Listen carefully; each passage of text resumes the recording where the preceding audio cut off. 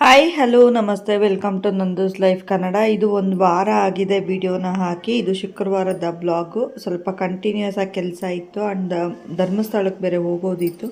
So ಹಾಗಾಗಿ video ಮಾಡ್ಕೊಳಕ್ಕಾಗಲಿರಲಿಲ್ಲ. ಕೆಲಸಗಳು ಜಾಸ್ತಿ ಇದ್ದಿದ್ದರಿಂದ ಕಂಟಿನ್ಯೂ ವಿಡಿಯೋ ಕೂಡ ನಾನು ಮಾಡ್ಕೊಂಡಿರಲಿಲ್ಲ. ಸೊ ಹಾಗಾಗಿ ಈಗ 3 ದಿನದ ಕಂಟಿನ್ಯೂ ವ್ಲಾಗ್ ಇದೆ. ಅಂದರೆ ಇದು ಶುಕ್ರವಾರದ್ದು ಮತ್ತು ಶನಿವಾರ ಇಲ್ಲ ಭಾನುವಾರದ್ದು ಮತ್ತು ನಾನು ಧರ್ಮಸ್ಥಳಕ್ಕೆ ಹೋಗೋ ದಿನ ವೀಡಿಯೋ ಮಾಡ್ಕೊಂಡಿದ್ದು ಇಷ್ಟನ್ನು ನಾನು ಹಾಕಬೇಕು ಅನ್ಕೋತಾ ಇದ್ದೀನಿ. ಸೊ ಯಾರೆಲ್ಲ ಇನ್ನೂ ಚಾನಲ್ನ ಸಬ್ಸ್ಕ್ರೈಬ್ ಮಾಡ್ಕೊಂಡಿಲ್ಲ ದಯವಿಟ್ಟು ಸಬ್ಸ್ಕ್ರೈಬ್ ಮಾಡ್ಕೊಳ್ಳಿ. ಹಾಗೆ ಹಾಕಿರೋವಂಥ ವೀಡಿಯೋಸ್ನ ಪೂರ್ತಿ ನೋಡಿ ಸಪೋರ್ಟ್ ಮಾಡಿ. ಆ್ಯಂಡ್ ಸ್ಟಾರ್ಟಿಂಗಲ್ಲೇ ಒಂದು ವಿಷಯ ಹೇಳ್ಬಿಡ್ತೀನಿ. ಸೊ ಕೇರಳದಲ್ಲಿ ಒಂದು ನಡೆದಿರೋದು ಒಂದು ಇನ್ಸಿಡೆಂಟ್ ಎಲ್ಲರಿಗೂ ಗೊತ್ತಿರುತ್ತೆ. ಪಾಪ ಏನೂ ತಪ್ಪೇ ಮಾಡದೆ ಒಂದು ಜೀವನ ಅವ್ರು ಕಳ್ಕೊಂಡಿದ್ದಾರೆ ಅಂತ. ಸೊ ಕೇಳಿದಾಗ ನೋಡಿದಾಗ ಮನ್ಸಿಗೆ ವಿಪರೀತ ಬೇಜಾರಾಗುತ್ತೆ. ಹೆಣ್ಮಕ್ಳು ಎಚ್ಚರಿಕೆಯಿಂದ ಇರಬೇಕು, ನಾನಿಲ್ಲ ಅಂತ ಹೇಳಲ್ಲ. ಹಾಗಂದ್ಬಿಟ್ಟು ನಾವು ಕೆಲವೊಂದು ಮಾಡೋ ಒಂದು ತಪ್ಪು ಬಂದು ಅವ್ರ ಇನ್ನೊಬ್ಬರ ಜೀವನನ ಹಾಳು ಮಾಡೋ ಅಂಥ ಒಂದು ಇದು ಕೂಡ ಆಗಿರುತ್ತೆ. ಬಟ್ ಆ ವಿಡಿಯೋ ಸೂಕ್ಷ್ಮವಾಗಿ ನೋಡಿದಾಗ ನನಗೆ ಗೊತ್ತಿರೋ ಪ್ರಕಾರ ಅವ್ರ ಕಡೆಯಿಂದ ಯಾವುದೇ ತಪ್ಪಿಲ್ಲ ಅಂತ ನನಗನ್ನಿಸ್ತು. ಯಾಕೆ ನಾನು ಈ ಮಾತು ಹೇಳ್ತಾ ಇದ್ದೀನಿ ಅಂದರೆ, ಹೆಣ್ಮಕ್ಳಿಗೆ ಯಾರು ನಮ್ಮನ್ನು ಕೆಟ್ಟದಾಗಿ ನೋಡ್ತಿದ್ದಾರೆ ಮುಟ್ತಿದ್ದಾರೆ ಅನ್ನೋದು ಅವ್ರನ್ನ ಒಂದು ನೋಟನೇ ನಮಗೆ ಫಸ್ಟು ತಿಳಿಸ್ಬಿಡುತ್ತೆ. ಸೊ ಅದನ್ನು ನಾವು ಕ್ಯಾಚ್ ಕೂಡ ಮಾಡ್ಕೋತೀವಿ. ಆ ಕೆಪಾಸಿಟಿ ದೇವ್ರು ಎಲ್ಲರಿಗೂ ಕೊಟ್ಟಿರ್ತಾನೆ. ಬಟ್ ಅವರು ಇವ್ರ ಕಡೆ ತಿರುಗೂ ನೋಡಲಿಲ್ಲ ಆ್ಯಂಡ್ ಅವ್ರಿಗೆ ಗಮನ ಕೂಡ ಇಲ್ಲ ಇವ್ರ ಕಡೆಗೆ. ಬಟ್ ಆದರೂ ಕೂಡ ಅವರು ವಿಡಿಯೋ ಮಾಡಿ ಹಾಕಿದ್ದು ನೋಡಿ ಅವರು ತಂದೆ ತಾಯಿಗೋ ಇಲ್ಲ ಅವ್ರ ಹೆಂಡ್ತಿಗೋ ಮಕ್ಕಳಿಗೋ ಇದು ಕೆಟ್ಟದಾಗಿ ಏನಾದರೂ ಬಿಂಬಿಸುತ್ತೆ, ಇಲ್ಲ ಇವ್ರು ನೋಡೋ ರೀತಿ ಬೇರೆ ಆಗುತ್ತೆ, ಮಾಡೋ ಕೆಲಸದ ಕಡೆ ಆಗಿರ್ಬೋದು ಆ್ಯಂಡ್ ನಾವಿರೋ ಸಿಚುವೇಶನ್ ಆಗಿರ್ಬೋದು, ಎಲ್ಲದನ್ನೂ ನನ್ನ ದೂರುತ್ತೆ. ಇನ್ಮೇಲೆ ನನಗೆ ಯಾವುದೇ ಮರ್ಯಾದೆ ಸಿಗಲ್ಲ ಅಂತ ಹೇಳಿ ಒಬ್ಬರು ಒಂದು ಜೀವನ ಕಳ್ಕೊಂಡ್ರು. ಸೊ ಇನ್ಫ್ಲೂಯೆನ್ಸರ್ಸ್ ಎಲ್ಲರೂ ಅಂತಲ್ಲ, ನಾವು ವಿಡಿಯೋಸ್ ಮಾಡ್ತಾ ಇರಬೇಕಾದ್ರೆ ನಮಗೆ ಗಮನ ಇರಬೇಕು. ಯಾರಿಗೇನು ತೊಂದರೆ ಆಗ್ತಿದೆ ಅಂತ ಅದನ್ನ ನಾವು ನೋಡಿ ಒಂದು ನಿರ್ಧಾರನ ತೊಗೊಂಡು ವೀಡಿಯೋಸ್ನ ಮಾಡಬೇಕು. ಸೊ ಯಾಕಂದರೆ ನಮಗೆ ಗೊತ್ತಿಲ್ದಿರ ನಾವು ಏನೋ ಒಂದು ವ್ಯೂಗೋ ಇಲ್ಲ ಒಂದು ಲೈಕ್ಗೋಸ್ಕರನೋ ಇಲ್ಲ ಫಾಲೋವರ್ಸ್ಗೋಸ್ಕರನೋ ವೀಡಿಯೋಸ್ ಮಾಡ್ಕೊಂಬಿಟ್ಟಿರ್ತಾರೆ. ಬಟ್ ನಮ್ಗೆ ಗೊತ್ತಿಲ್ಲದೆ ಒಂದು ಜೀವನ ಹೋಗಿರುತ್ತೆ. ಅದನ್ನು ನಷ್ಟನ ಯಾರಿಂದನೂ ತುಂಬಿಕೊಡೋಕ್ಕಾಗೋದಿಲ್ಲ. ಸೊ ಇದು ತುಂಬ ಅಂದರೆ ತುಂಬ ಮನ್ಸಿಗೆ ನೋವಾಯಿತು. ಇದು ರಿಯಲಾಗಿ ನಡೆದಿರೋವಂಥ ಇನ್ಸಿಡೆಂಟ್ ಅಲ್ವಾ. ಕೆಲವೊಂದು ಸೋಷಿಯಲ್ ಮೀಡಿಯಾಗಳಲ್ಲಿ ಬಂದು ಹೇಗಾಗ್ತಾ ಇರುತ್ತೆ ಅಂದರೆ, ಒಳ್ಳೆಯದು ನಡೀತಾ ಇರುತ್ತೆ, ಕೆಟ್ಟದ್ದು ನಡೀತಾ ಇರುತ್ತೆ. ಆ್ಯಂಡ್ ಇನ್ನೊಂದು ಕೂಡ ನಡೆದಿದೆ ತಮಿಳ್ನಾಡಲ್ಲಿ. ಅವ್ರು ಏನೋ ಒಂದು ಕೆಟ್ಟ ನಿರ್ಧಾರ ತೊಗೊಂಡು ಏನೋ ಒಂದು ಆರ್ಡ್ರ್ ಮಾಡ್ತಾರೆ, ಒಂದು ಜಿರಳೆ ಮದ್ದು ಏನೋ ಆರ್ಡ್ರ್ ಮಾಡ್ತಾರೆ.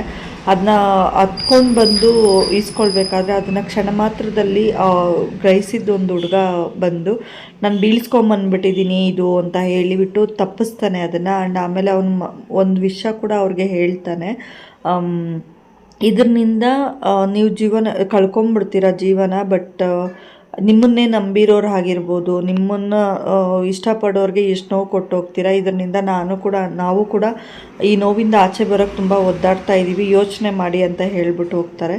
ಸೊ ಇದೆಲ್ಲ ಒಂದು ತುಂಬ ಕೆಲವೊಂದು ಒಳ್ಳೆಯದಾಗುತ್ತೆ. ಅಂದರೆ ಈ ಥರ ನಿರ್ಧಾರಗಳು ಮಾಡಿದಾಗ ಕೆಲವೊಬ್ಬರು ಮಾತು ಸಾಂತ್ವನ ಕೊಡುತ್ತೆ. ಆ್ಯಂಡ್ ಇಲ್ಲ ನಾನು ಅದರಿಂದ ಈಚೆ ಬರೋದಕ್ಕೆ ಅಂತ ಒಂದು ವೀಡಿಯೋಸ್ ಮಾಡೋದು, ಇಲ್ಲ 4 ಕಾಸು ದುಡಿಬೇಕು ಅಂತನೋ, ಇಲ್ಲ ನಾನು ಮಾಡೋ ಕೆಲಸ ತೋರಿಸ್ಕೋಬೇಕು, ನಾನು ಫೇಮಸ್ಗೋ ಸುಮಾರಕ್ಕೆ ಮಾಡ್ತಾರೆ, ನಾನಿಲ್ಲ ಅಂತ ಹೇಳಲ್ಲ. ಬಟ್ ಹಾಗಂತ ಇನ್ನೊಬ್ಬರ ಜೀವ ತಕ್ಕೊಳ್ಳೋಷ್ಟು ಕೆಟ್ಟದ್ದು ನಮ್ಮ ಇದರಲ್ಲಿ ಇರಬಾರ್ದು ಅಲ್ವಾ. ಸೊ ನನಗೆ ತುಂಬಾ ಬೇಜಾರಾಯಿತು ಆ ವಿಡಿಯೋನ ನೋಡಿ. ಆ್ಯಂಡ್ ನಾನು ತುಂಬ ಸತಿ ನೋಡಿದ್ದೀನಿ ವಿಡಿಯೋನ, ಏನೂ ತಪ್ಪು ಅನ್ನಿಸ್ಲಿಲ್ಲ. ಸುಮಾರು ಜನ ಮಾತಾಡಿದ್ದಾರೆ ಇದ್ರ ಬಗ್ಗೆ, ತಪ್ಪಿಲ್ಲ, ಒಂದು ಜೀವ ಹೋಯ್ತು ಅಂತ.